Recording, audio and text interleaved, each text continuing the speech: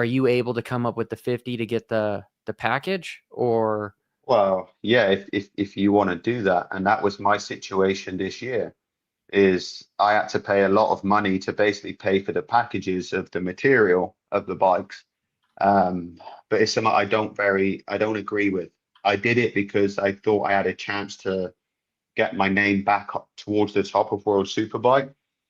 But it's not just about the material. You then need the personnel to run it and make it work to the best of his ability.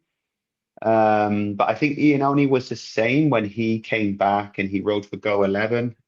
They offered him a package, but he wanted a Ducati engineer. He wanted this, so he paid on top. But in my opinion, the rider or driver or athlete should not be paying to do their job that they should be getting paid for. So this is the other thing in the sport that has changed quite a lot the past few years. More and more riders are coming with big money to pay for good bikes and rides, and the people that are like don't want to pay because, like, for example, it's my job. It's I need to put a roof over my family's head. I need to pay for food. I have a baby, but yeah, I'm putting hundreds of thousands into a team to basically get nothing back. I will never get that money back. It's gone. So really, the team should be providing. When I rode for Factory Ducati in World Superbikes, you have one of the best bikes, you've one of the best crew, you're getting paid, and you go and do the best job you can, and you dedicate your life to it. Now I've been on the other side of the table where we were a new team coming from BMW. They changed everything for Ducati. I put a lot of money on the table. They still need to find money from sponsors. So then you're stressed to get the results, and you don't have the time in testing to really prepare properly due to weather. And then you're not getting the results you need. Sponsors are not sure if they want to continue. And you just get this big snowball effect of thinking, in the end, I'm spending hundreds of thousands of euros to finish 10th, 12th, 5th on a good day. Mhm. And for me, that's not the way it should be happening in this sport, because people dedicate their lives to be the best athlete on a motorcycle. They risk a lot. We go through injuries. We train every day. And then you want to go and pay for it. It doesn't sit well with me. And I voiced that quite a lot after my decision to move out of World Superbike, because it's just not right. So, elaborating a little bit on your situation, was it something where it was like the team was, hey, this is our budget, whatever it may be, just arbitrary numbers. We have $100,000 for the bike. And then you go, hey, if we need to be competitive, we need to double that. So then you come up with a difference? Or was it something where you just were bringing a bunch of money to the table to just basically have a ride on the grid? Does that make sense? Or Yeah, so the team had sponsors that basically paid for the majority of it, um, which I think you're looking at about 1.3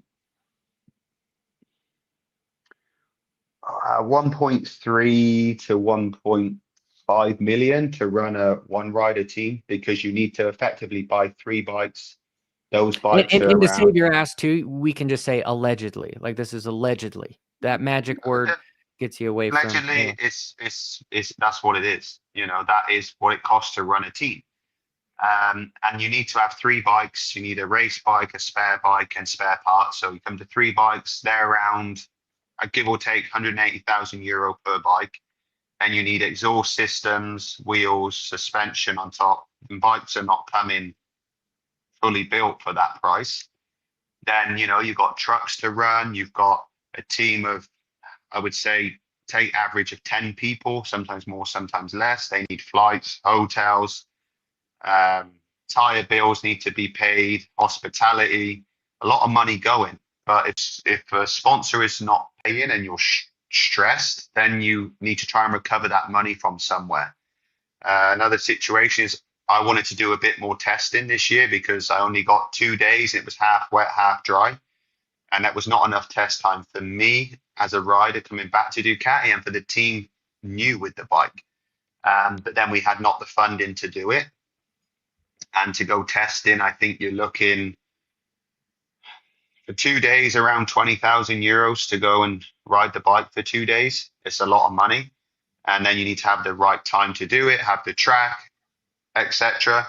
So it becomes very complicated when you like pay into rides if you're like doing it on the moment. Whereas if you're on the other side of the fence, you know you have 3 or 4 tests a year and you turn up for those tests, you do your best to improve yourself and improve the bike, the team take care of everything and you're gone. Whereas in my situation, it's like I was quite involved because I wanted to test, I was trying to find the money.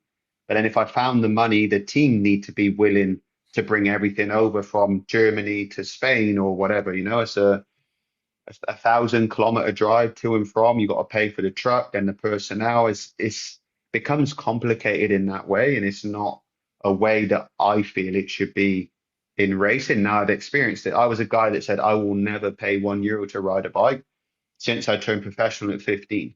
I didn't have the money. I come from not a lot with the family. My dad's a window fitter, so I made that choice, and now I built up a bit of financial backing for myself, and I basically just blew most of it trying to get my name back on track to hopefully get a factory seat at Ducati again and then get paid again. But it didn't work. I took that chance, and Yeah, you sometimes it gotta be don't tough. work. But I just feel like I could have got more if my I don't want to sound um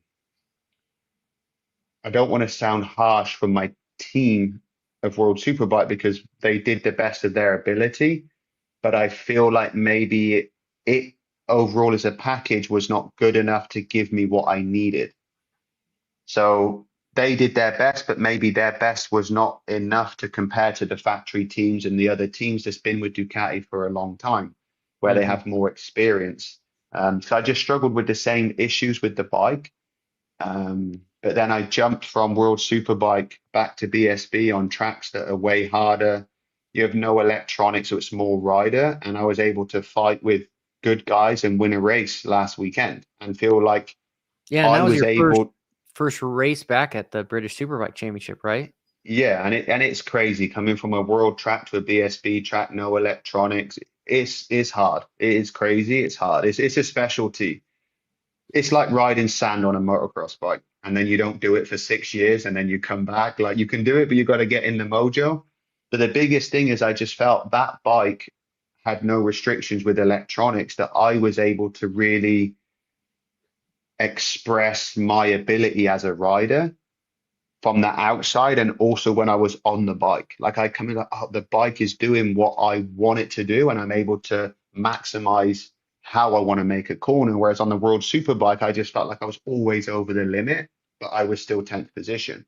So I didn't know how to really go faster. I don't know if that was due to the setup of the bike or the electronics or the temperature or the tires. There was just so many things that I couldn't really pinpoint what it was. I was just going around in circles and not showing my ability as a rider. Yeah. Like talking with Josh Heron, what he said was the most valuable thing that a rider has is their data guy. Their data guy is everything because they're the dude that's really going to be able to tell you, hey, you're slipping here, hey, you're losing time here, but we've got a solution for you.